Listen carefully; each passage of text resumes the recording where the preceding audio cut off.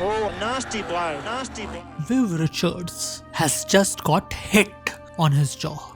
Hogg is now staring him down, and the players of both the teams are now watching Viv with bated breaths.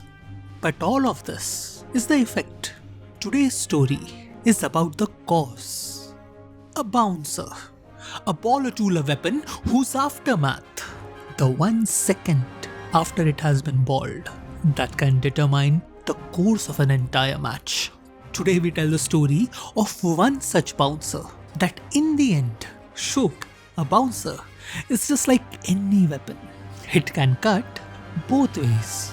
1975. A young West Indian team has just landed in Australia. Now when I say young, I do mean young. Most of the players playing were either playing their first or the second tour. But just a few months back, the same young team had willed itself to lift the World Cup, defeating Australia in the finals. So, this series was being seen as the unofficial World Championship bout, a battle for the title of the best team in the world. Clive Lloyds with his young bucks on one side and the dangerous bowling lineup of Lillie and Thomson on the other. It was to be a battle of the ages. And as the first match started, as the young bucks playing in Australia for the first time took the field, they were greeted with the chants of Lillie, Lillie, kill, kill, kill. What happened next was nothing short of a massacre. Taking wickets, winning the match, all that was an afterthought. What was more important was to show the World Cup winners their rightful place. In Australian eyes, that World Cup was nothing more than a fluke, and somebody had to be punished for taking away what was rightfully theirs. So, the Australian pacers entered the field armed with a lethal weapon, the bouncer. Head, ribs, legs, fingers, everything was a valid target. Players after players kept on falling, screaming in agony as they fell to their knees. The test match had suddenly become a boxing match. The batsmen having to duck, weave, sway, hook, pull, do whatever it was necessary just to survive. However, very few did. Their exciting new youngster Greenridge was so crushed by this onslaught that he had to be dropped midway through the series. He later went on to say that 1975 tour was a personal nightmare. So painful that I have spent my life since trying to erase it from my memory. By the end, the West Indian players weren't thinking about winning the match or scoring runs or even saving the wicket. They were just trying to avoid getting hit. Just as the Australian had done at the start, winning was an afterthought at that point. West Indies lost the series 5-1. But much worse than that, Australia, with their bouncers, had crushed the West Indian team psychologically. The entire team lay shattered, their confidence lost, their kinship blown apart. And it showed. The very next series, as they played India at home, they would be picked apart by the Indians. The West Indians were champions no more. And it was then, watching as his team failed to save a target of 400, that the captain Clive Lloyds made a decision. Pace bowlers. He would create a battery of pace bowlers. Bowlers who could put fear into the Australian team that had destroyed them. So, in the very next match, he would go to the field with 4 pace bowlers with the same directive that the Australians had got. Forget about wickets. Destroy them. What happened next was a taste of what was to come for the next 15 years. It was the first step in the creation of a team that would dominate world cricket for the next decade. And as this new bowling attack was taking shape, one other person standing on the sidelines had a transformation of his own. Vivian Richards. Years later, people would go on to say that Australian tour was the coming of age for Viv Richards. He saw his teammates crumbling under the Australian onslaught. The psychological pressure doing much more damage than any ball ever could. It was the first time he realized the importance of mindset.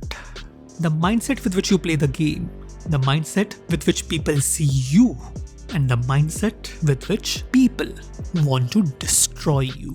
And through that, Viv would go on to perfect his persona, walking onto the field with his trademark swagger, leisurely chewing a gum as he stared down the bowler, taking his time as he got to the crease, wearing only a cap while facing bowlers that could knock his head off. It was his challenge to the world at large. I am standing right here. Hurt me if you can. Even when he walked through the gate, coming out on the field, the game changed, had a different feel to the way the game was progressing. He had an aura and a presence and a swagger when he came out to the crease. And as the years passed by, Viv, along with his entire team, continued to develop this new mindset. And it soon came the time for the next World Cup, in preparation for which West Indies once again landed on the shores of Australia. It was the first visit back here after the 1975 humiliation. But by this time, Australia had secured its place as the #1 team in the world. And even though they had heard the growing buzz about the West Indian bowling attack that was against other teams, this time they were facing them, the Australians. And standing in front of them were mostly the same faces that they had disfigured back in 1975. So all they had to do was just remind them of that nightmare, and the West Indians would fall apart just like before. But come the first test, what greeted them? And he's off the mark right away. Flicked it away, hit it pretty hard too. That's 4 runs. West Indians were that team no more. They stood with their back straight, taking on the challenge. The entire test devolved into a closely fought match, which most of the time leaned towards the West Indians. And even though it ended in the draw in the end, it was seen as an insult. Australians were the best team in the world at the time. You don't just walk into their lair and draw a match. So, come the second match, the Australians would come out all guns blazing, specifically targeting that one batsman who had nearly single-handedly blasted their entire bowling apart, Viv Richards, the man of the match of the first test. So, right on the first day itself, in came Hogg and did this. Oh, nasty blow, nasty blow. Viv was hit on the head. The player who had come to symbolize the West Indian spirit had taken a fall. Everybody on the pitch, everybody in the pavilion suddenly had a flashback to 4 years ago, to that humiliating destruction that had started the very same way. The nightmare had been rekindled, and the reaction that Viv would have now, it might as well decide the entire series. Forget about the series, in future people would come to say that half a second after Viv got hit, that may have decided the crown of cricket. The half a second after which Viv did this. You cannot afford to let your opposition know when you're hurt. They stand up and they look you in the eye and they'll look back, and we have this little staring match for a while. You know when you would have got the better of them. By the time they turn around, they pass the umpire and they get back to their mark, they will take a little look around again to see if you're still looking. I'll be still looking. Viv just kept staring. You may think that he didn't do much here. What's the big deal? But years later, the bowler would go on to say that it was like watching a horror movie where you keep on filling the enemy full of bullets, and yet they keep coming at you.